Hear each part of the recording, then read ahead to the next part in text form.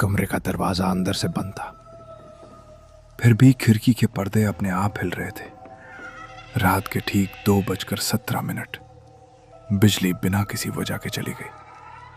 पूरे कमरे में बस मोमबत्ती की हल्की लौ जल रही थी और उसी रोशनी में राघव ने देखा उसकी नई दुल्हन नंदिनी बिस्तर के कोने पर सीधी बैठी थी, आंखें दरवाजे पर टिकी हुई।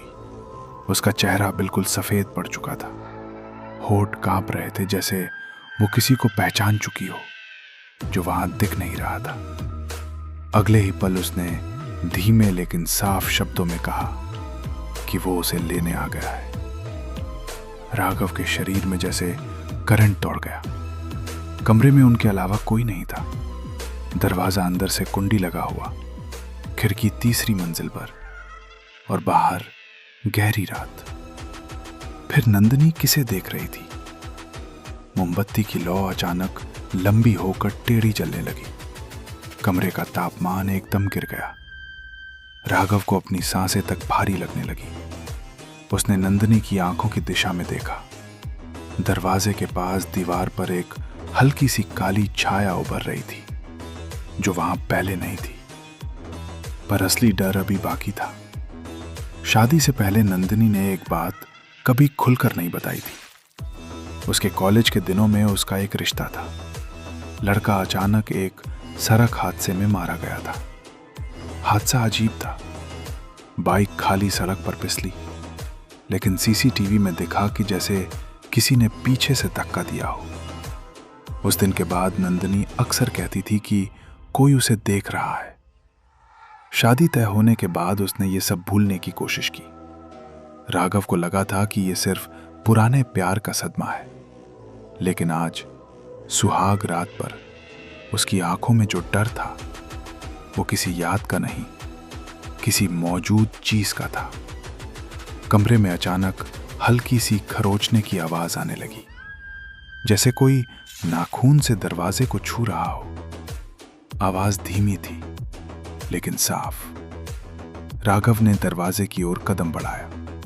हर कदम के साथ फर्श की लकड़ी चरमराई और आवाज भी तेज होती गई।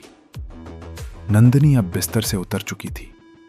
उसके पैर ठंडे फर्श पर नंगे थे, लेकिन उसे जैसे ठंड का एहसास ही नहीं था।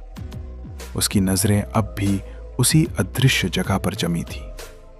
उसकी सांसें गहरी और असामान्य थी। अचानक दरवाजे की कुंडी अपने आप हिली। राघव ने तुरंत पीछे मुड़कर देखा। कुंडी सच में हिल रही थी। बाहर कोई नहीं था, फिर भी जैसे कोई अंदर आने की कोशिश कर रहा हो। उसने हिम्मत करके दरवाजा झटके से खोल दिया। बाहर पूरा कॉरिडोर खाली था। न लाइट, न कोई कदमों की आहट, बस लंबा अंधेरा और ठंडी हवा का एक झोंका जो सीधे कमरे के अंदर घुस आया। जब वो वापस पलटा, नंदिनी वहां नहीं थी। कमरा खाली था, बिस्तर सजा हुआ, मोमबत्ती आधी जली, लेकिन नंदिनी गायब। खिड़की अब भी अंदर से बंद थी। बालकनी का दरवाजा चढ़ा हुआ, बाथरूम खाली। पूरी मंजिल पर सिर्फ वही दो लोग थे और अब सिर्फ राघव। उसने नीचे गार्ड को बुलाया। पूरे घर में तलाश हुई, लेकिन किसी को कुछ नहीं मिला। नंदिनी जैसे हवा में घुल गई हो। 3 दिन बाद पुलिस ने केस को मानसिक अस्थिरता और भाग जाने का शक मानकर बंद कर दिया। कोई सबूत नहीं, कोई गवाह नहीं, लेकिन असली रहस्य 1 हफ्ते बाद सामने आया। राघव ने अपने फोन की गैलरी खोली। सुहाग रात की एक तस्वीर उसने मजाक में ली थी, जिसमें नंदिनी बिस्तर पर बैठी थी। उसने फोटो जूम की। दरवाजे के पास दीवार पर वही काली छाया साफ दिख रही थी और उस छाया का आकार इंसान जैसा था। सबसे डरावनी बात यह थी कि तस्वीर में नंदिनी की परछाई फर्श पर नहीं थी। सिर्फ एक ही परछाई थी और वो राघव की नहीं थी। उस रात के बाद राघव ने कभी उस कमरे में कदम नहीं रखा, लेकिन आज भी जब वो उस तस्वीर को देखता है उसे दरवाजे पर खरोचने की वही धीमी आवाज सुनाई देती है।